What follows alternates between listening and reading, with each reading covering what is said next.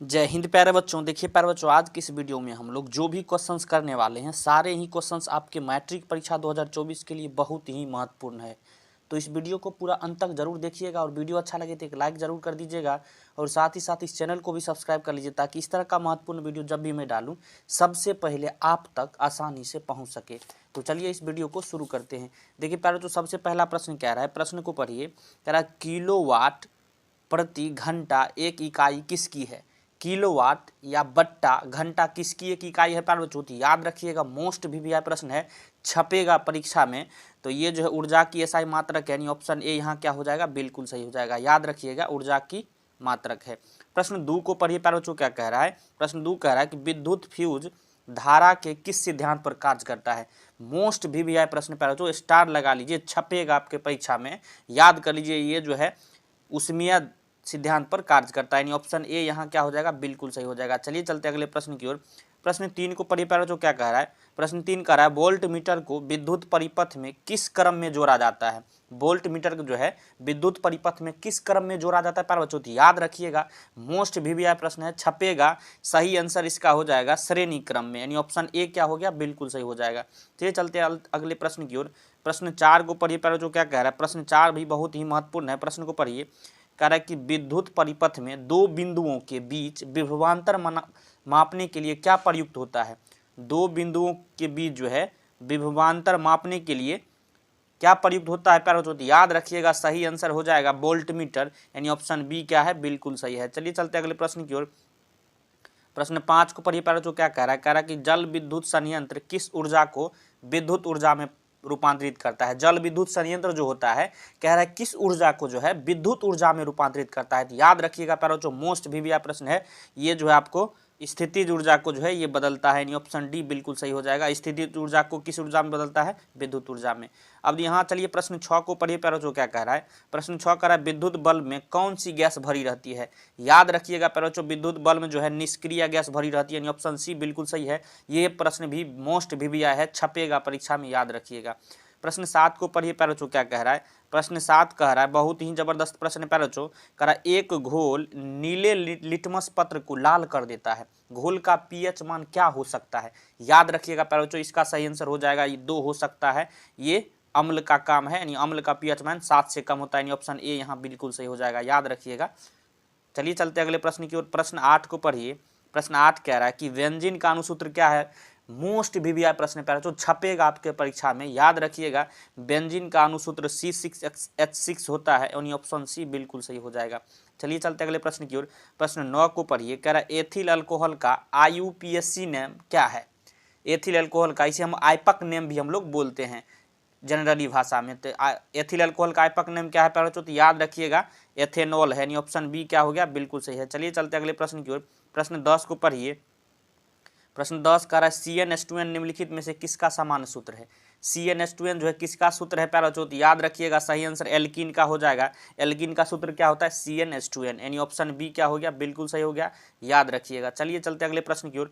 प्रश्न 11 को पढ़िए। कह रहे लोहे की परमाणु संख्या कितनी होती है प्यारे बच्चों। तो याद रखिएगा, लोहे की परमाणु संख्या 26 होती है, यानी ऑप्शन बी बिल्कुल सही हो जाएगा। चलिए चलते अगले प्रश्न की ओर।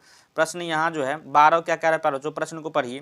कह रहा है स्टेनलेस स्टील में लोहा एवं कार्बन के अलावे अन्य तत्व कौन सा रहते हैं। मतलब स्टेनलेस स्टील होता है, उसमें लोहा और कार्बन रहता है, उसके अलावे जो और कौन तत्व रहता है प्यारे बच्चों। तो याद रखिएगा, मोस्ट वीवीआई प्रश्न है, छपेगा। निकेल और क्रोमियम रहता है, ऑप्शन सी बिल्कुल सही हो जाएगा। याद रखिएगा, निकेल और क्रोमियम। प्रश्न 13 को पढ़िए।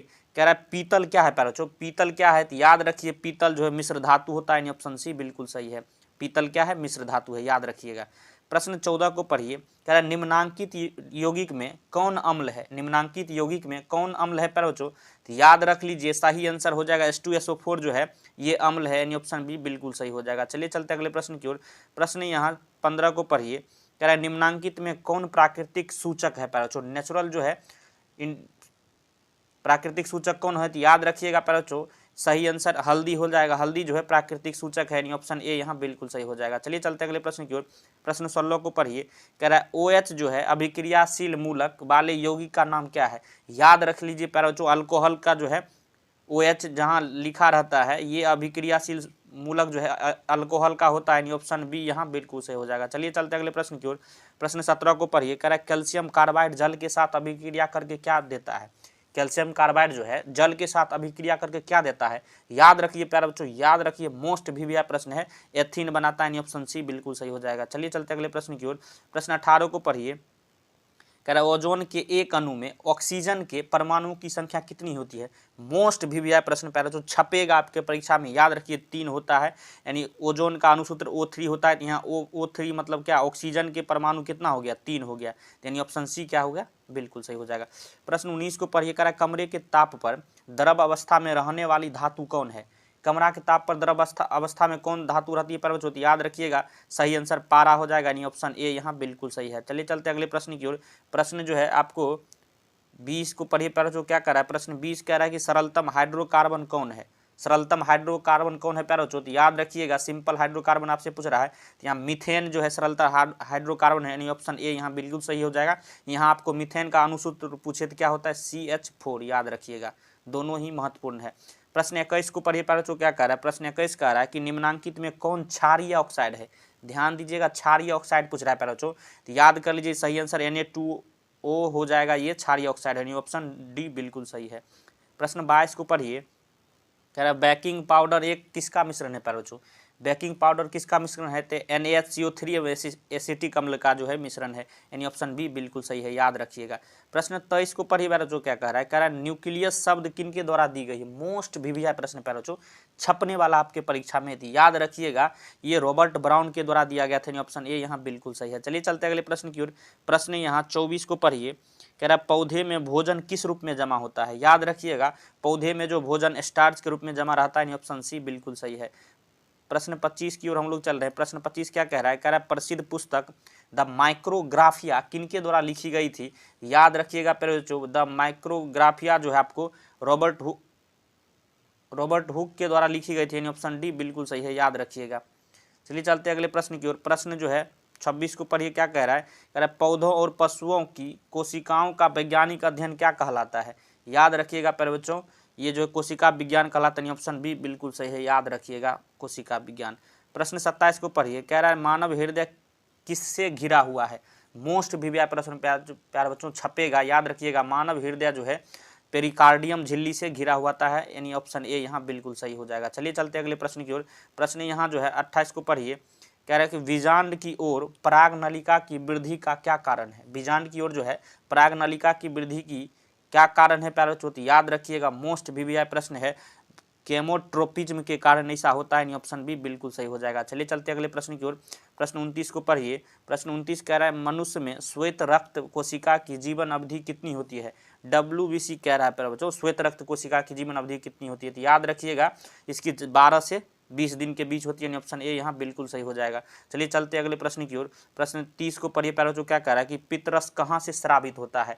याद कर लीजिए, मोस्ट वीवीआई प्रश्न प्यारे बच्चों बार बार पूछा जाता है, छपेगा आपके परीक्षा में, ये यकृत से जो है स्रावित होता है। इसमें एक और प्रश्न महत्वपूर्ण बनता है, आपसे पूछा जाएगा पितरस जो है कहाँ जमा होता है, मतलब पितरस कहाँ जमा होता है, तो याद रखिएगा पित्ताशय में जमा रहता है।